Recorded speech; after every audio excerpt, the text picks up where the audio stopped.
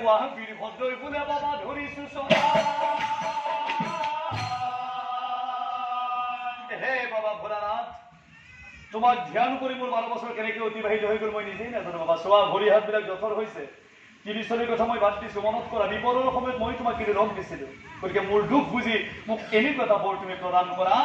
কোনো স্থানে কোনো কালে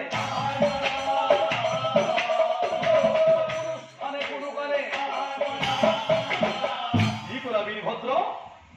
কোন স্থানে কোন কালে তোমার মরণ হব না লাগে ও মানে তুমি অমর হব খুঁজিছা মনৰ বাঞ্ছা পূৰ্ণ হোক বাছা ও তথাস্তু বলিয়া পৰ দিলা ফুল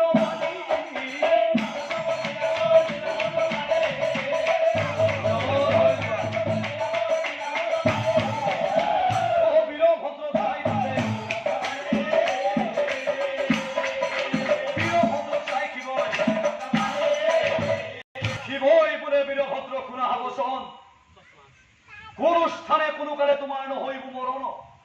কোন স্থানে কোনো কালে তোমার নহইব মরণ আজির পরা তোমার নাম হক জলন্ধর আজির পরা তোমার নাম হক জলন্ধর এনেকে মহাদেৱে বৰটো দিয়াৰ লগে লগে জলন্ধৰকুৰ মহাদেৱতকৈ 2 যুগ মুখ হৈ গ'ল ৰখিবে বোলে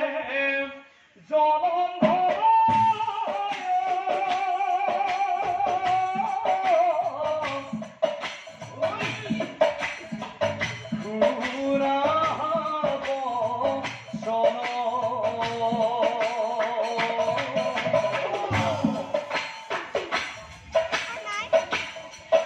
বীৰভদ্ৰ তুমি অমৰ হয়ে গলা এই ত্ৰিভুবনত তোমাক বোধিব পৰা কাৰো কপাল নাই কাৰো কলিজা নাই বীৰভদ্ৰ তুমি মুক্ত মনে এই ত্ৰিভুবনত বিচৰণ কৰি ফুৰা আৰু আজিৰ পৰা তোমাৰ নামটো বীৰভদ্ৰৰ পৰিৱৰ্তে মই জলন্ধৰ কৰিয়েই পেলালো জলন্ধৰ নামেৰে তুমি ত্ৰিজগতে বিদিত হৈ পৰিলা